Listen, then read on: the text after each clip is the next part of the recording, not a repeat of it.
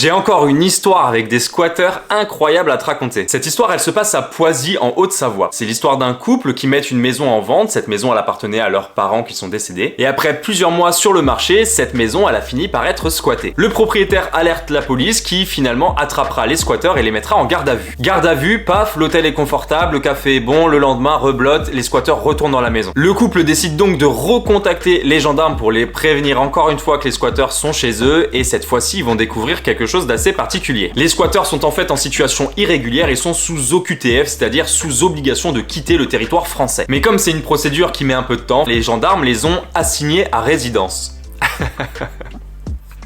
Ça me bute. En gros, ces squatteurs qui ont l'obligation de quitter le territoire français ont été assignés à résidence dans leur squat. C'est incroyable, non? Donc il occupe un logement illégalement et il n'a plus le droit d'en sortir. Évidemment, c'est une erreur de la préfecture qui n'avait pas vu qu'à la base c'était un squat. Au final, les squatteurs se sont